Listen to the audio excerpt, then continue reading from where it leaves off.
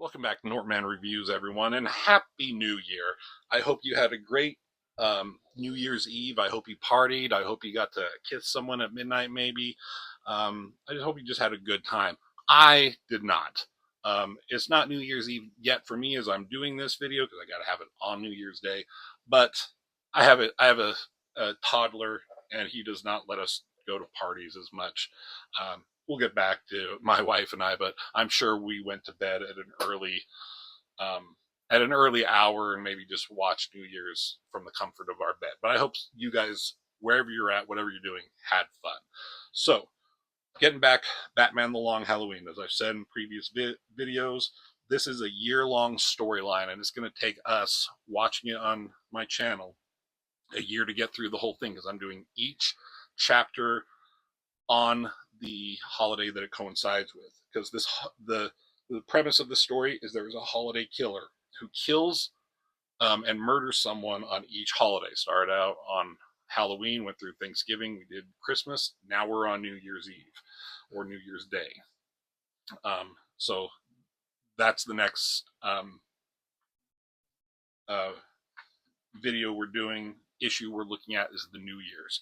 Along with the holiday killer, there's a lot of stuff going on with the mafia and the crime families going on with the Batman, Jim Gordon, and Harvey Dent, who is not Two-Face, are trying to take down. So there's kind of two stories going on simultaneously that interact and coincide with each other. So the last issue was Christmas, and it had a lot to do with the Joker. And he was trying to figure out who the holiday killer is. He wants the holiday killer gone because, as he says here, this town isn't big enough for two homicidal maniacs. He wants to get rid of Holiday, right? Joker, the last person who was killed was someone that Joker had an interaction with. You see Joker driving off there. As soon as Joker's gone, Holiday killer strikes and kills this dude, this bodyguard. And Batman, he doesn't know who the holiday killer is. He's trying to figure that out, but he also has to deal with the Joker and all these other villains and these rogues. This is early on in Batman's crime fighting career, so he's had interactions with Joker before, I'm sure, but yeah, he still needs to take him down. And he said, "Have a Merry Christmas, Joker. It will be your last." So about a week later goes by. Now it's New Year's Eve in Gotham City. And look at this fucking shot of the Joker. And we've talked about Tim Sale and his art and how he does stuff with this. Look at how many teeth are here. That is not correct. Like, no one has teeth like that, but it works for this story. And he does it for the character like the Joker, who is essentially a monster. If he tried doing that with Bruce Wayne or Gordon or regular, normal, like, mentally stable people, it would just look weird. But for the Joker, it works. Time to ring in the new year. He's got like goggles and helmet. What's going on here? I love just the layout. I love like this circle, like this panel, like all this negative space back here. That would be, if he signed it down here, that would be a cool piece of art to own. And he goes through co-pilot, check. Navigator, check. Stewardess, she has a cigarette in her mouth, but like he killed all these people. They have like the Joker grin, and he's stealing this is it a biplane? No, no, that means I don't know. Robert, what kind of plane is this? Not a biplane because that has two propellers, right? Anyways, he says up, up and away, or whatever the hell the expression is. He says that's kind of funny. So he steals his plane. He's got these like canisters on the bottom right here. Again, very minimal, undetailed backgrounds, but it works. You understand what's going on. And the next page, the next panel is Batman, his inner monologue, his inner thoughts. He's like, I'm late, and the Batmobile is getting closer. And it's kind of giving a recap a little bit. And he says he has an informant who wasn't nearly soon enough. The Joker has killed the ground crew, and from what I understand, he has only just begun. He says he is bent on using his deadly Joker gas on the crowd that gathers in Gotham Square at midnight. So that's what Joker's planning to do. How Batman knows that? I guess from an informant. Who is this informant who knows what the Joker is doing? I don't know. But it's necessary for the story here. So Batman is just seconds too late, but he says he has to ditch the Batmobile Um, and he opens the cockpit, I guess, whatever you call it, in the Batmobile, and he shoots his like you can see he's like trying to get on the plane. Shoots his grappling hook, flame coming out there. That's cool, and he's gonna go after the Joker. So go back to Harvey Dent's office. Here he is, and he's like working hard. He's doing a lot of late nights. Love the dark shadows here. Very Frank Miller esque, right, from Sin City. And there's an assistant. His name is Vernon. Um, I kind mild spoilers. I don't think it's that big of a deal, but Maroni in the last issue, he thinks Dent may be the holiday killer, and he wants a mole inside his office. And I think this wormy little fucker is working for Salvatore Maroni. So they talk about how they're working late, and he says, "Yeah, it's New Year's Eve. I'm gonna go home, kiss my wife, and hope the next year is good."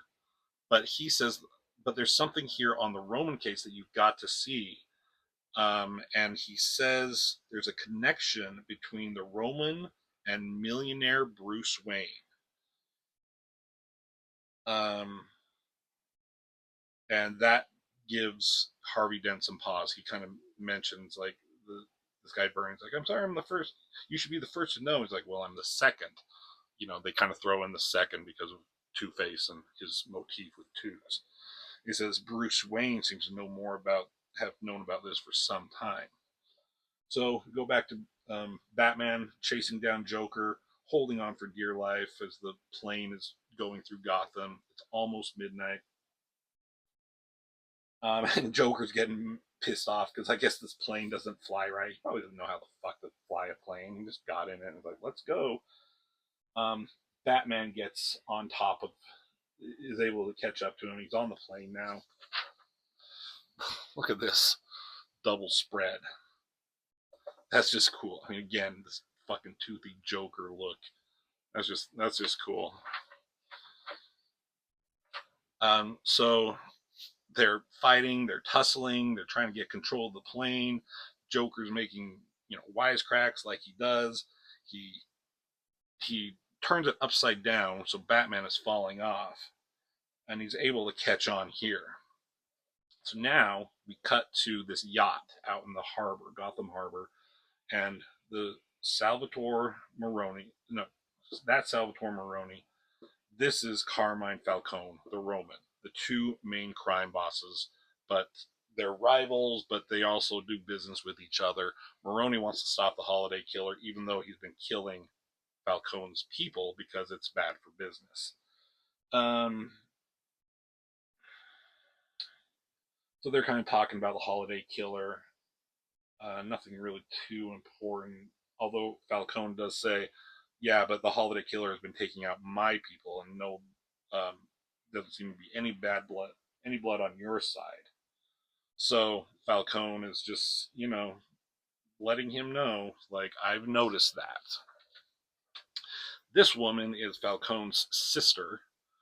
They have like a weird relationship with each other. They don't quite like each other, but they deal with each other, you know.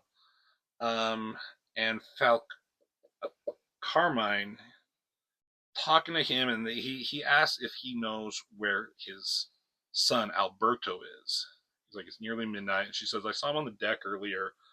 I'll go find him and tell him you're looking for him." And Falcone basically says to himself about Alberto, he's the only one that Carmine can trust, and without him, like, it would be, he'd have a hard time going on, as any father, would be without their son.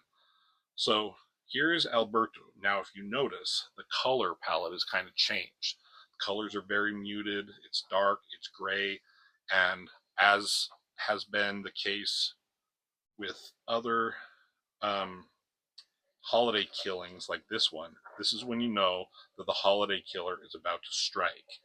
So there's Alberto. There's what's her name? Carla? Yeah. She comes out, she's smoking. Some hand, like, unscrews the light bulb that is, for the lights that are around him. There's the gun. It shoots. I think he got shot in the back. Hard to tell. and Carla comes running up. She sees the gun is left there, as well as a champagne glass. The holiday killer always does that. Leaves the gun and leaves a little trinket or something, a memento for the holiday. Um, and so New Year's Eve, champagne glass, that's what they left. And then this full page of blood in the water, Alberto's blood as he fell over the side. So Holiday has claimed another victim. So now we go to Harvey Dent, and he's coming home. And Gilda here, she makes mention, this is kind of an important little detail, and she says, "You're just in time, but your hair's all wet." And he says it's been snowing. So that's kind of a throwaway line, but it's going to come back into play later on in the book. But she's got a little surprise, and Jim Gordon and his wife are here, and they're celebrating with him. And Harvey is kind of like doesn't really know how to react, and he leaves. And Gordon's like, "Oh, I'll see if he needs help in the kitchen." And so the two wives, Barbara, no, what is her name? That's not Barbara. That's their daughter. That she mentions here. I don't know Gordon's wife's name. Whatever. So they're talking about like Gilda wants kids and how are you in that department. And then she's like, "Oh, with everything going on with the holiday and the Roman and the Joker," and it's like, "No, we're not talking about business tonight." So they cheers each other. Oh, her name is Barbara. Huh. So they named Barbara their daughter, who ends up being Batgirl. Okay. So Gordon comes into Dent, and Dent gives him the bad news and says, like, "We need to talk about Bruce Wayne." Again, I love all the shadows that Tim Sale does on these guys. It's very good, and it's hard to replicate. Like, I mean, obviously, I could, as an artist, I could redraw this looking at it, but to do something like that out of my head, it just doesn't work as well as he does. So we go back to Batman and Joker fighting. Um, Joker's like, "I don't know why you're so mad. I'm just trying to stop Holiday Killer." And it's like, by killing everyone in Gotham Square. Batman's goddamn cape gets caught in the propellers, so no capes. Um, so it's starting to get shredded. Batman is having a hard time. He's getting caught in it, and Joker's like trying to rationalize it. He's like, "Why not killing everyone in Gotham Square? You don't know who he is. I don't. But the odds that he or she might be in the crowd tonight." So he's willing to kill hundreds or thousands of people just on the off chance that the Holiday Killer might be among them. It's kind of funny. Batman says, "You're insane." Well, of course, he's going to say that. So I don't know how he's going to do this. It's just you get a very vague idea of what the Joker's plan is, but it's not very important.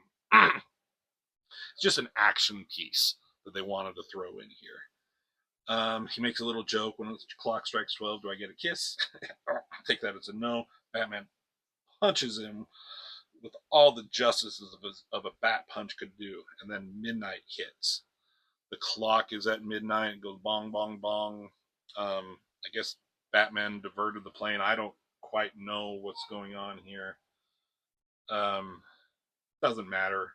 Batman throws his batarang with the rope on it, swings off as the plane like veers out of control and crashes in the water. Batman has Joker and uses the clock to get away. And a final triumphant picture of Batman. That's a cool image. And it's the new year, one where the promises I made to my parents, the promises to rid the city of the evil that took their lives, might finally be within reach. Kind of doubted Batman. So that's the end of this issue. New Year's Eve, New Year's Day, while Batman was fucking around with Joker, the Holiday Killer did strike again. So, well, the next issue won't be until February, and we can see it'll be Valentine's Day. So I'll see you next month. Again, I'd love to know your comments about this storyline. What do you think of Tim Sale's art? What do you think of Jeff Loeb's writing? What do you think of the story so far? Are you intrigued as I was about this story and who the Holiday Killer is and why they're doing what they're doing? Um, if you have an idea who the Holiday Killer is, if you haven't read this book, I recommend you go read it for yourself. But if you want to just follow with me to find out who do you think the Holiday Killer might be, and if you have read this and know, keep it to yourself. Let's keep the surprise. Um, so hit that like button, share it, subscribe, do all that kind of stuff. Thank you for your support. I'm really enjoying this book, and I hope you are too. And that's it for me. So, as always, have a happy new year, and I will see you in the next video.